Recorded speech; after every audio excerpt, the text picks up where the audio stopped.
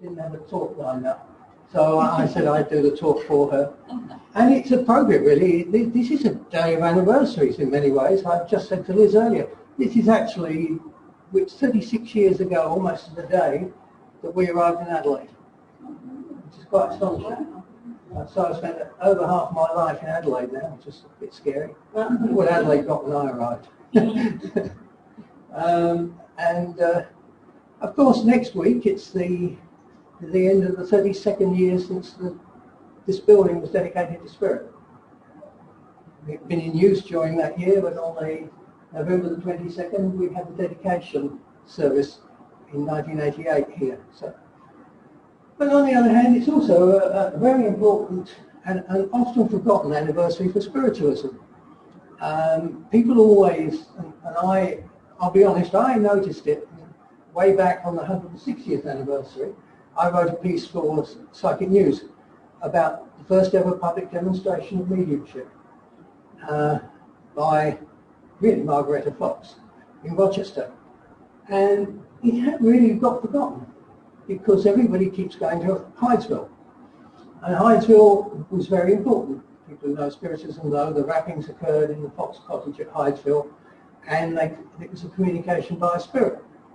But in fact, the Fox sisters, who are the ones everybody say started spiritualism, left the cottage early on the first evening, and it was the neighbours who continued the communication with the spirit, particularly a neighbour called Mr. Jusler, who effectively acted as chairperson in all the communications. And that communication lasted for a week. And the Fox sisters for all that time were not in the cottage.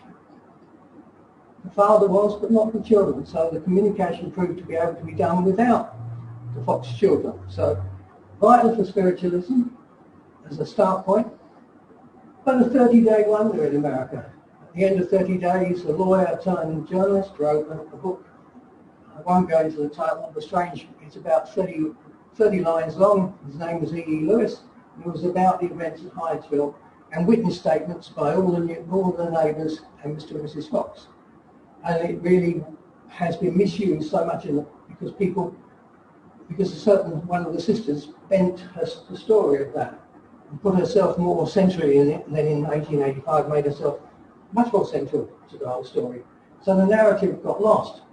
But equally, I was with another man who's a researcher, Mark Demarest in America, who runs something called IOP-SOP, which is dedicated to recovering all of the past periodicals on spiritualism and occult, all the newspapers from the 1850s, and making one available free. But Mark and I jointly joined in seeking every single electronic resource on newspapers about the Fox sisters, rappings, etc., over a 2-year period. And we shared them in a Dropbox, and it took me about 6 months doing it. And we found various pieces out. But what's noticeable is from that moment of the first one to the end of 1849, the whole thing had died down. There were a few notes of rappings. The Fox sisters had moved to Rochester with their elder sister, who was 21 years older, Leah, and the mother then went to join them. They'd gone to join friends who were Isaac and Amy Post, who were Quakers, Reformed Quakers. I say Reformed Quakers because the Reformed Quakers were the ones who agreed to fight slavery. The Quakers would never take on the government. The Reformed Quakers were real fighters against slavery and for the emancipation of the blacks. And Isaac and Amy's house was famous as one of the stops on the Underground Railway, which took escaped slaves through to the north and hid them so that they couldn't be taken back to slavery. And the Fox sisters went to live there, or should we say, Margaretta did, because halfway through 1849, the younger sister, Katie, was taken to live with a man called Eliab Capron with his family in a place called Auburn in New York State.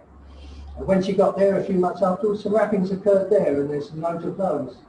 But nothing had turned up, nothing was happening. We had Margaretta and Leah and the mother living in Rochester. They were running a circle, and they were working with the friends and family of the Posts, particularly a man named George Willits, who was Amy Post's brother, Eliab Capron, somebody called Barrow, and there were people coming regularly in from New York and other places to that circle and writing letters about that, which you can actually find in the family correspondence. But then Spirit upped the ante on them. Well, they asked them in writing, they asked them by word, communicated with them, they wanted them to do a demonstration of mediumship. In fact, there was only one who would, because Margaretta was the only medium there. As we found out from George Willits, subsequent to this event, Leah was not a medium. The elder sister was not a medium, had no mediumship talent. So they asked effectively Margaretta and Leah would be with her to do a demonstration of mediumship. They were asked to hire the biggest hall in Rochester, one which had just been opened, which was called the Corinthian Hall, which would take, I think, 4,000 people. I can't remember, 4,000 people in it. And they were to advertise it, and they were going to seek from the audience, from the best minds in Rochester, to find committees to investigate what occurred. Not much of an ask, is it? You're doing this privately, nobody believes you, everybody out there thinks you're a fraud, and you're to set it up. They even, first example of writing appearing in a cabinet, one we found, this knife I found along the way in a newspaper article. They went into this cabinet and the words were written on the wall of what they should do. And they actually went and did it. It's quite amazing. Eliab Capron and George Willits particularly set out to do it. Before they booked the hall, George Willits put out the name of the peddler. It's often thought the name of the peddler, who was the dead body in the Fox cottage, had been found in the original wrappings, but it hadn't. They'd only got a C and an R, potentially. The name was given to the group who ran the circle in Rochester with the Posts, and it was Charles Rasme. And just before they went to Corinthian Hall, they actually put the same in the paper. Subsequently, George Willett wrote in reply to some questions saying, we put the name there in the hope we'd get the relatives to communicate with us, to contact us, so we might have some proof of that name before we started the exercise. It was also when he said that Leah was just there, she wasn't a medium. And so they didn't get any response, but they booked the hall. And they went to the hall, and the hall was sold out. And they had 4,000 people who were actually hostile, standing in this hall. On latter days, they were even throwing firecrackers around the room. There was hostility, and they stood there, and raps started to appear on the floor, on the ceiling, on the walls, these banging, rapping sounds all around the room. And when they finished, they asked for a committee to be set up, and some of the eminent minds of Rochester formed a committee, and the next day they took the goers away and they investigated them. And in the evening, they went back to the hall, and they had to announce to the audience, who'd all come back again. They were all waiting for blood, basically. They were all still booing and hissing, and the committee said we could find no evidence of any fraud. All we can think is this is something which is occurring in some other way. They didn't say spirit, but they were admitting they could not disprove the raps. So they decided they'd have two more committees, one of women and another one male committee. And the female committee stripped the girls, they made them stand on pillows. They did just about everything they could to debase them, and the raps still kept coming from the walls and the ceilings. The males, which they didn't strip them, but they put them through the same tests. They could not find what caused the raps. And in the end, they had to go back and report, we can find no proof. And in the end, the Fox sisters, the sheriff's department, had to actually protect the Fox sisters as they left the building from the hostility of the crowd. But it stood that that had occurred. Now, those stories particularly strongly come from Eliab Capron, George Willett and Barrow, because they were really good promoters. And after I finished my article, I started hunting for real convincing proof, because all I had was the stories of the friends of the Post about this occurrence. No copy of the Rochester Press. I got bits from elsewhere. So my hunt then went on, and I found members of the committee writing, saying, I was there, I was present as a member of that committee, and that we could not disprove the raps. So I finally convinced myself that it really had occurred, and it occurred as we've been told. And if it hadn't occurred, we wouldn't be here. The rapping in Hinesville had effectively disappeared. Nothing was happening. But the flow out of information about Rochester drew the Fox sisters on a tour of America through Buffalo and other areas. We'll forget Rochester's right up on the Canadian border, up near the Great Lakes, cold in winter, hot and mosquitoes in summer. And they travelled, and they were invited by the editor of the New York Tribune, who also was the founder of the New York Times, who was a very biggest paper in America at the time, the New York Tribune, to visit him and come to New York. And they did a series of performances for people he knew, some of the most intelligent people, and again, they convinced these people that this was real. And when they left New York, Horace Greeley, who was the editor, wrote saying, I can only say how well these girls have behaved, how well they performed, and how they proved to me that this exists. And Horace Greeley remained a committed supporter of spiritualism up until an event occurred in 1872. So for many years, his paper actually supported spiritualism. And up to then, nobody called it spiritualist or spiritualism. That word wasn't in existence until a man named Samuel Britton, not related to Emma Harding Britton, but a man who had been a Unitarian priest and a supporter of another famous person who's involved pre-spiritualism, Andrew Jackson Davis, who came along with spiritualism later on. He'd been a supporter of Davis. He saw what occurred at Rochester, and he talked about it. And in that talk, he coined the word spiritualism, spiritualist. And it wasn't until September 1850, that as a direct result of Rochester and Corinthian Hall, that we became spiritualists. So it is to me, for me, it's always been more important.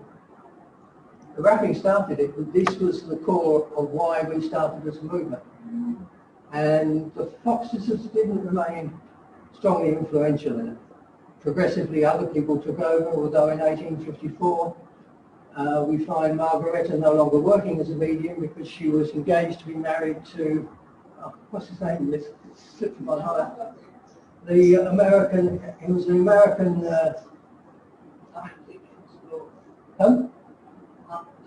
explorer, he was an explorer of Africa. He actually died on one of his trips. He got typhoid.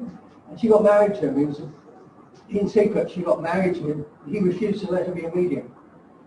And she wanted her to be educated, so she went to live with Horace Greeley and his wife and hated every moment of it. And wasn't allowed to work. Kate went on to work. She actually went to work as a medium at the Society of the Diffusion of Knowledge of Spirit. Society for the Diffusion of Spirituous Knowledge, which was formed in 1854 in New York, and she worked as a medium there while Leah worked as a speaker. She wasn't working as a medium, Leah being about 21 years older. So it's a fascinating story. The Foxes drift in and out of it, but from then on, having seen spiritualism start, we move forward with different people running it. So I'll leave you with that.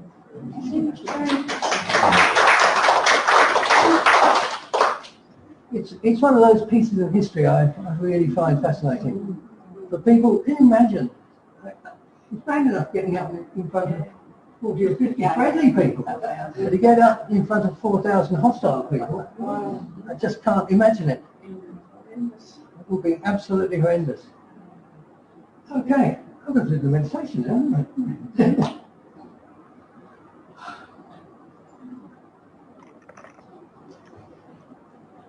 Halfway through that lead. Yeah.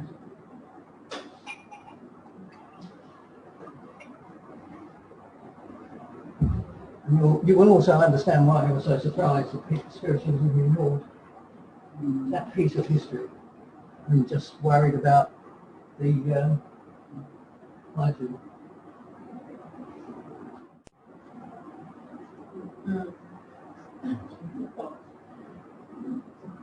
Okay, if you'd like to just settle yourself down, make yourself comfortable.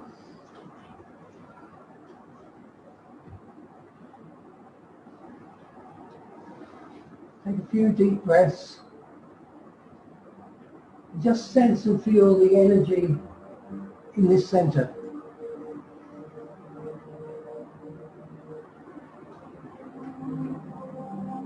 Even though we've not been in it many times this year, every time we come in there seems to be more energy. And the energy is beautiful. So just draw some of that into yourself, drawing it in, and allowing it to flow around your body, and allowing it to settle around anywhere where there's discomfort, any thoughts that are bothering you. Wrapping it around them, and then as you breathe out, let those problems go with them. And allow that light and that energy just to fill you and lift your energy.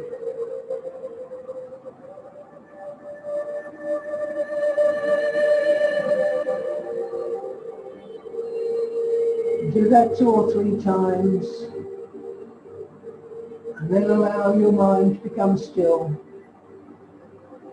Allow your breathing to become deeper and more peaceful. And allow yourself to just be at one with your spiritual self.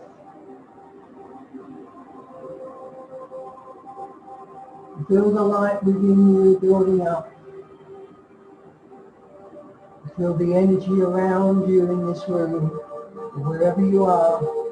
Feel that energy strengthening. Feel the power and the love of Spirit flowing around you.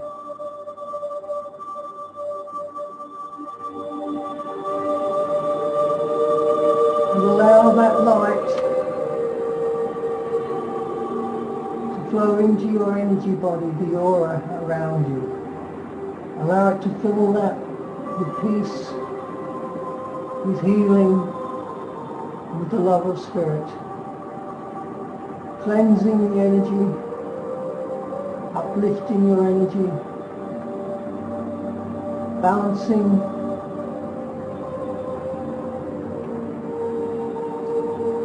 and clearing. And then allow that energy just to start to fill you through your heart, filling that light, entering your heart, entering the heart chakra, flowing love, the power of Spirit, the healing light, and energy into you. With every breath you take, allow your lungs to send that light around your bloodstream. Feel that healing, that energy, and that upliftment traveling all around your body, through your blood into every cell of your body, to the extremes, down to your toes, out to your fingers, filling your torso, cleansing, balancing and energizing each of the energy centers along your spine. From the base up to the sacral, up into the solar plexus, to your heart again. And then feel the whole energy moving upwards to your throat, and then into your head. To your brown chakra and the third eye, and then up to the top of your head to the crown chakra. And feel that light and energy filling you, and allow that love to bring healing to anywhere your spirit and your body needs it. filling you with that energy.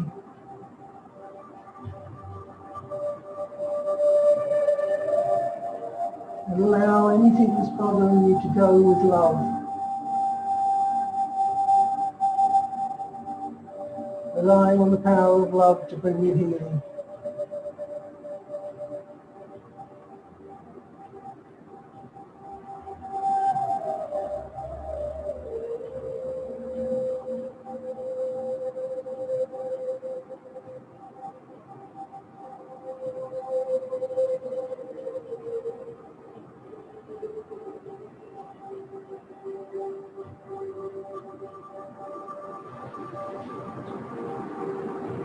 And allow yourself to be totally at peace. Letting this light do its work for you.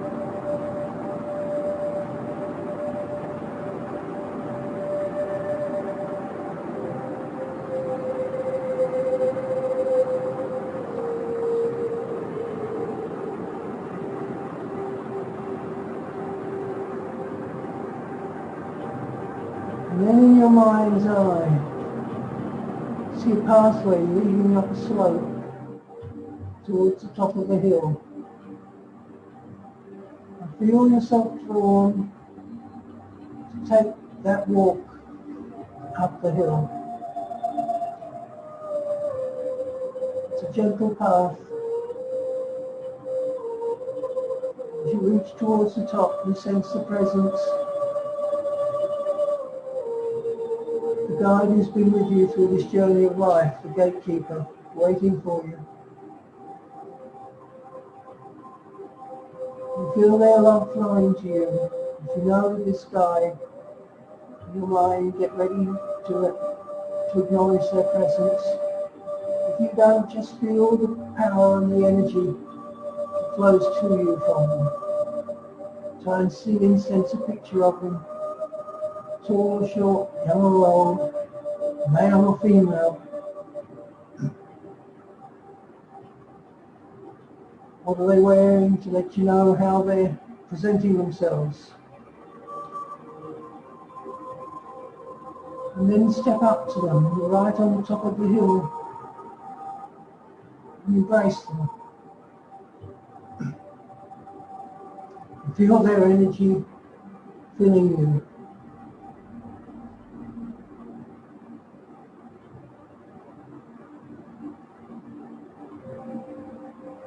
And then when you greeted them, you realise there are a few others, spiritual beings there. One may even be a loved one. And they ask you to join them, and as you look round and you turn around on the top of this hill, you realise you could see in all directions as if you were on a place where you can see the entire world.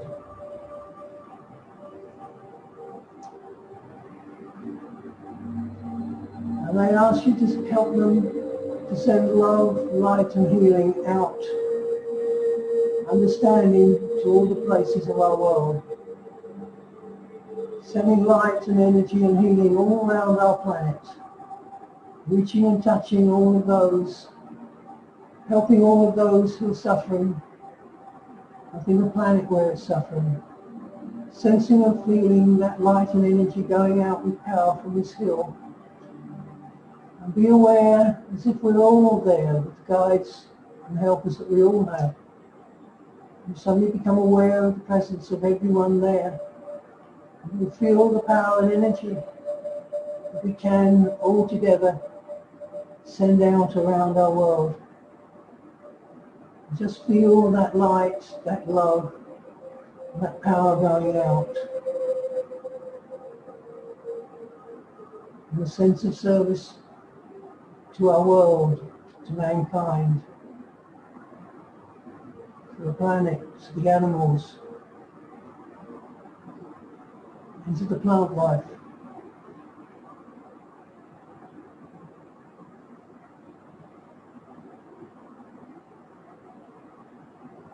You can almost see a lightning to the atmosphere as it sweeps out.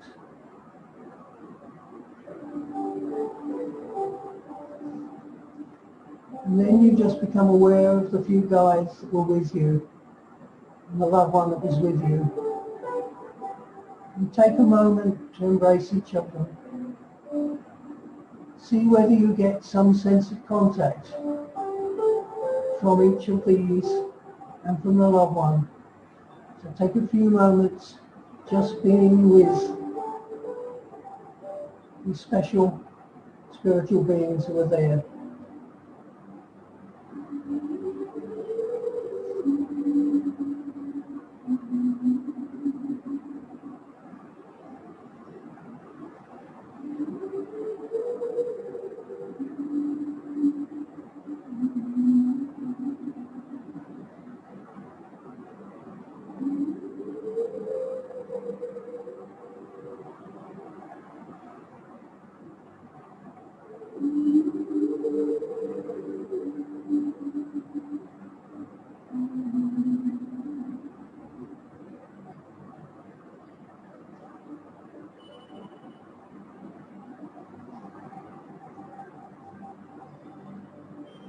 And then these guides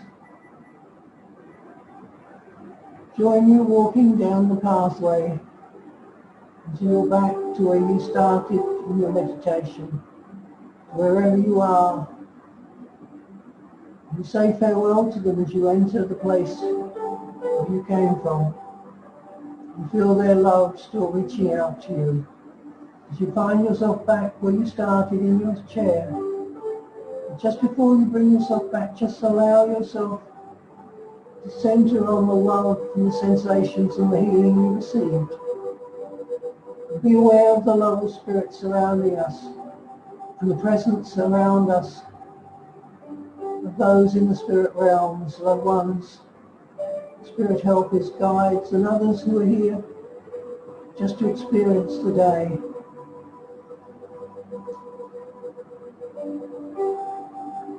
And then bring yourself back into your seat, bringing your fingers, your toes, your arms and your legs.